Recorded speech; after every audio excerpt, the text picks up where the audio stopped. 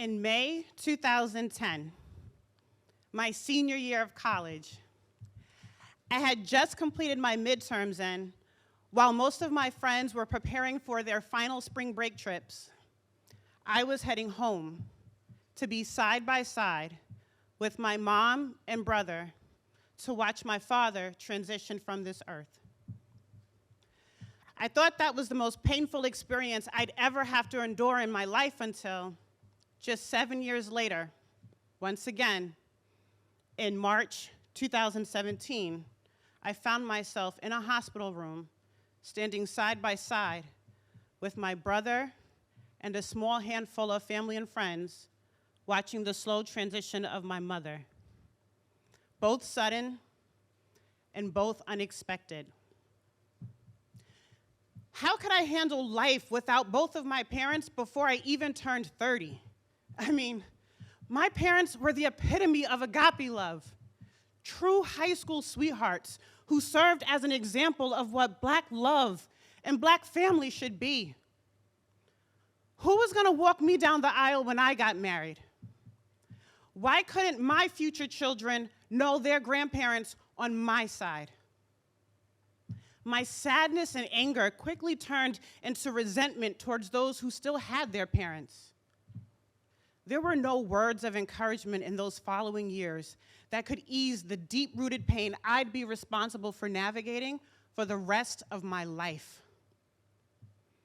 I existed in a blur for a long time.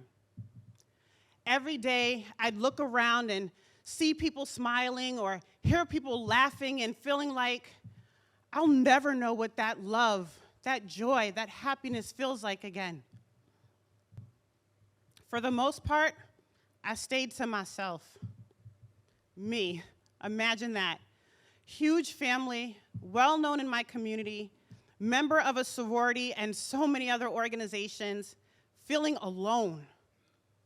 No, feeling abandoned. Every time I wanted to talk about my parents, I'd come up with a million reasons why not to, mainly because I didn't want to burden others with my grief. So I didn't. I held it in. There were days when I would go down into my basement, close the door, and just scream and cry. I live alone, so it's not like that would bother anyone. There was one time when I must have cried and screamed so hard that I eventually fell asleep right on the floor and was confused as hell when I woke up. I was numb, performed well in front of others, but I felt so empty, and eventually thought, why am I still here? I'm so miserable without them.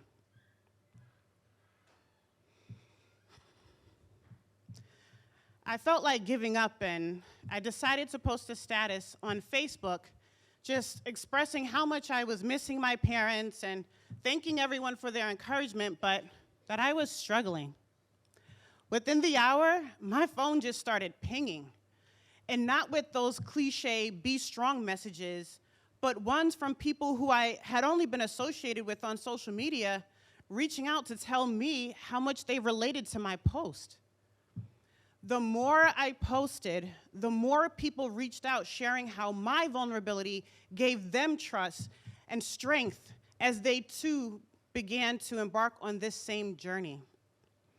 I didn't realize how many people shared in this experience with me, but the more they reached out, the more comfort I felt, and essentially, the more I found a community of people who could relate to me. The more I shared the raw emotions I felt inside, the stronger my heart grew. Vulnerability became my superpower. If I'm being honest, it seemed like everyone had been waiting for the bat signal to go up so they could be there for me. The thing is, people don't know how to be there for you when you're really good at pretending to be okay.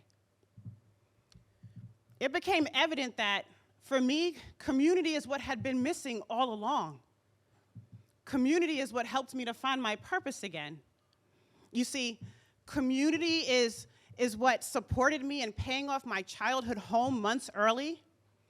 Community is what encouraged me to pursue my MBA from the same college that my father received his bachelor's degree. And community is what inspired me to level up and become an entrepreneur.